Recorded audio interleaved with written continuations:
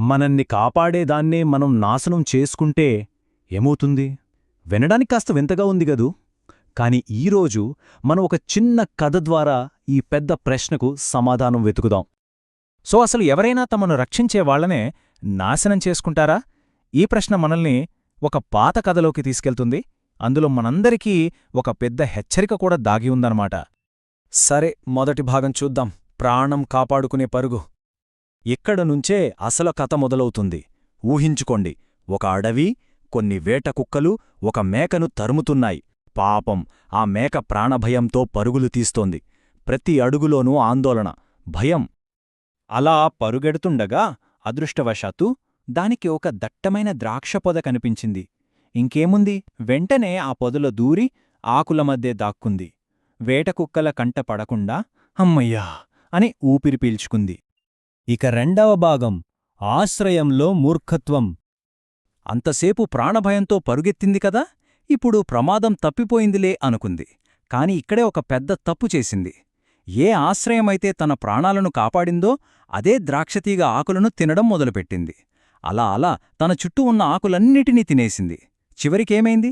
తనను కాపాడుతున్న కవచాన్నే తానే స్వయంగా నాశనం చేసుకుంది. ఇప్పుడు మూడవ భాగం, ఆధారం అంతం. చూసర్గా, మేక చేసిన ఆ మూర్ఖపు పనివల్ల దానిని కాపాడిన ఆ ద్రాక్షపొద ఇప్పుడు ఆకులు లేకుండా పూర్తిగా మూడుబారిపోయింది. అంటే తన రక్షణ కవచాన్ని తానే తీసేసుకుందన్నమాట. ఇక రక్షణ లేదు, ఏమీ లేదు. ఒంటరిగా ఉన్న ఆ మేకను వెనక్కి వచ్చిన వేటకుక్కలు చాలా తేలిగ్గా పట్టుకున్నాయి.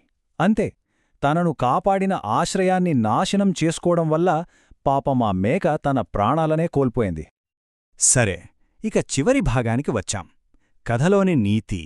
నిజానికి ఈ కథ కేవలం ఒక జంతువు గురించిన కథ కాదు, ఇది మనందరి గురించిన కథ. ఈ కథ మనకు చాలా స్పష్టంగా ఒక నీతిని చెబుతోంది. అదేంటంటే, ఎవరైతే తమకు ఆధారాన్నిచ్చేవాళ్లనే నాశనం చేస్తారో వాళ్లక్కూడా ఆ మేకకు పట్టిన గతే పడుతుంది. అయితే ఈ పాత కథకి మనం జీవిస్తున్న ఈ ఆధునిక ప్రపంచానికి ఏమైనా సంబంధం ఉందనిపిస్తోందా? ఖచ్చితంగా ఉంది. ఆ కథలోని మేకలాగే మనం కూడా మనకు జీవనాధారమైన ప్రకృతిని, అంటే చెట్లను, పర్వతాలను, నదులను నాశనం చేస్తున్నాం. ఆలోచిస్తే మన రక్షణ కవచాన్ని మనమే బలహీనపరుచుకుంటున్నామన్నమాట. ఆ మేక తన మూర్ఖత్వానికి ప్రాణాలనే మూల్యంగా చెల్లించింది కదా, అలాగే మనం కూడా ప్రకృతి వైపరీత్యాల రూపంలో చాలా తీవ్రమైన పరిణామాలని ఎదుర్కొంటున్నాం. మనం చేస్తున్న పనుల వల్లే మన భవిష్యత్తు ప్రమాదములో పడుతోంది. కాబట్టి మనం మేల్కోవాలి. ఆ మేక చేసిన తప్పును మళ్లీ మనం చేయకూడదు. మనకు జీవనాధారంగా ఉన్న ఈ ప్రకృతిని గౌరవించడం, దాన్ని కాపాడుకోవడం మనందరి బాధ్యత. లేదంటే ఆ మేకకు పట్టిన గతే మనకు పట్టే ప్రమాదముంది.